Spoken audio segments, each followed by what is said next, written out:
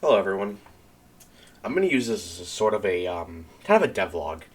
Now, I finished chapter 1 of my game, Beyond Closed Doors. It got pretty high up on itch. You could have seen it. Maybe you've never even heard of the game. But this is my little small horror game. Currently working on chapter 2, and I'm going to basically go over the behind the scenes for how I made chapter 1. Now, seeing this in color is pretty shocking if you've played the game. Considering, hold on, let me fix this. Considering when I go to game, it's very dark. Well, not very dark, but the light should be working in the actual game.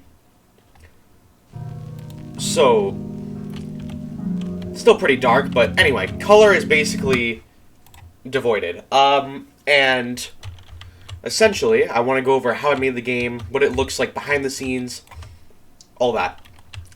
So when I started, I just kind of made a little plane, right? Which was this room.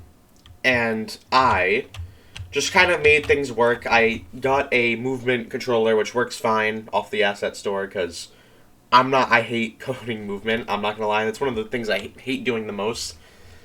And honestly, in Chapter 1, I learned how to do a lot.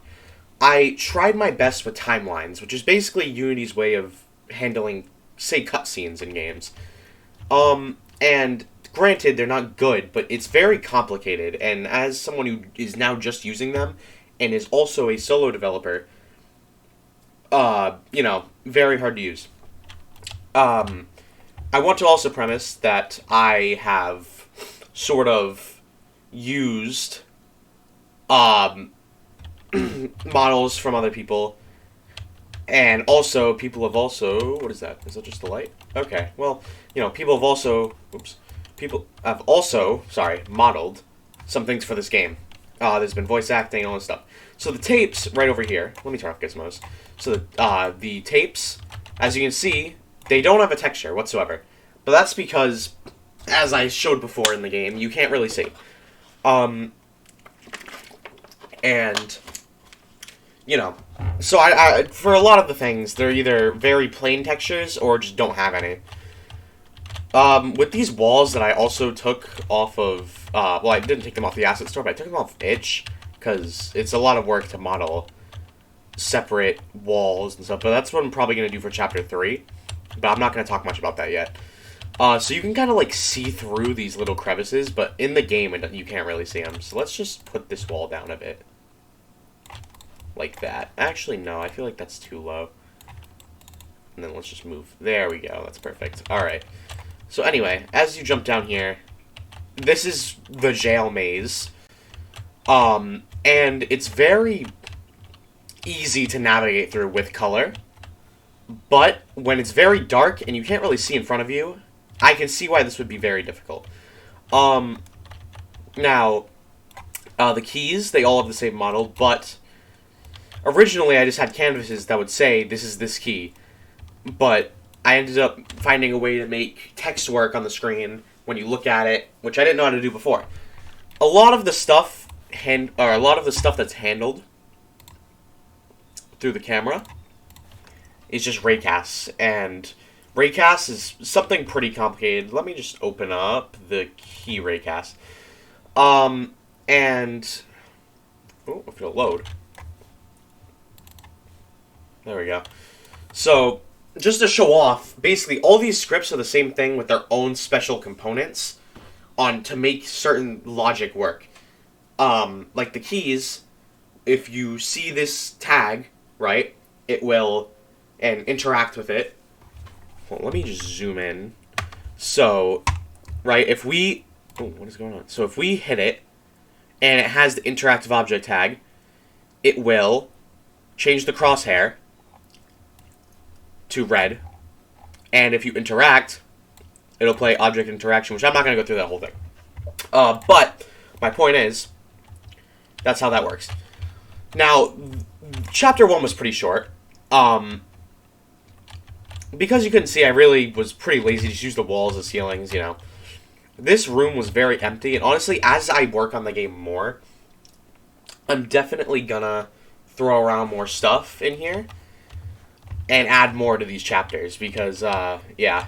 Originally, these also were not as what's the word? Illuminescent, I guess. Is illuminative a word? I don't know. Illumination. You know, these weren't as bright as before, but I don't know if it really matters as well. So this is where that key down there that you got. This is where you would enter through. I set up a system where. Oh, I think I threw it down here just because I didn't really matter. I don't know where the key went, but randomly there will be a key that spawns in here for the maze room over there. And okay, so these tanks, my modeler, Bluefoosh, he did a very good job with this, and also the monster model, which I'll show later. I really like the wiring and all this stuff, all the detail that kind of went into this. Granted, you can't really see it, but I really like it. It's supposed to give some sort of, like, ooh, it's a tank to hold these monsters in, right? Most people, when they come in here, they kind of just run around and miss this lever. In the first ever version of the game, I didn't really have an animation for the lever or a sound, so people just click it and think it didn't do anything. But if you go in here in the maze room, it's not really even a maze, it's just kind of like a room that you run around. There's these little gates, kind of run this way. This way's empty. This gate. And once you flip that lever, this gate will just disappear. So, this key also, it's actually here, will randomly spawn in some spots in this room. And that is the storage key. Now, the most exciting part of Chapter 1, which I just want to premise also, Chapter 1 is just like a, kind of like an introduction to the actual game into Chapter 2, considering it's so short. So, I think I left, no, I didn't leave the monster over here.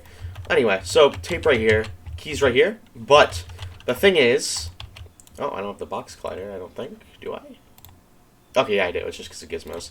So, this collider is a trigger, meaning, so you can't pick up the key. So when you come in this room and you interact with this collider in any way, you enter it, it will switch your scene to my personal favorite part of the game, which is this cutscene. So anyway, like I said before, like the tapes, it's just one solid color because it doesn't really matter. The only problem is that these eyes kind of like are stuck to one position. Now, this animation still could use a lot of work, but I think for now, honestly, this works fine. So, right, it's a lot. There's a lot of keyframes, and animation is pretty difficult. So, if we kind of, like, skip through this, right, in color, you can kind of see how he moves. When you're kind of turned, I just made him kind of just not move, I guess, like, his limbs, but he actually keeps moving towards you. See how his eyes kind of do that? I'm gonna try and fix that. I don't know if that's something I can fix in Unity or he has to fix, but anyway, my point is, this animation, I really like, but it's very wonky. And, you know, originally it was much worse, but I've kind of done some touches and, you know, worked on it. So right here, I don't know why his leg does that. Jesus Christ. Alright, so right here, you know, as you can see, he's just, as you're turning around, so you drop the box, as you're turning around, he's supposed to pick up the box, you turn around, it's thrown at you.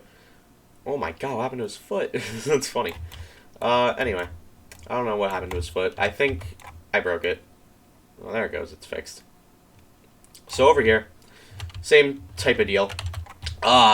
So the whole kind of goal here is supposed to be like you're hitting him through the door, but again with the keyframes, it kind of messed up, and he swings again here.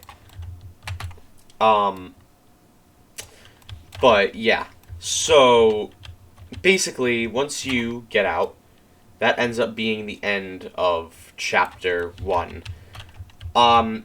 That's basically how I made it.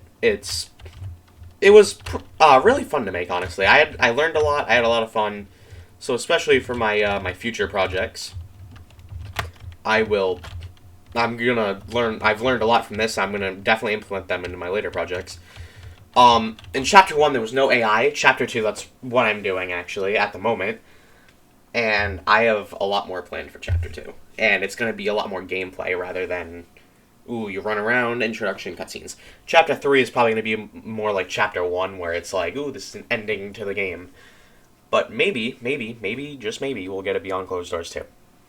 No, I'm not doing that. Alright. That's how I made Beyond Closed Doors Chapter 1.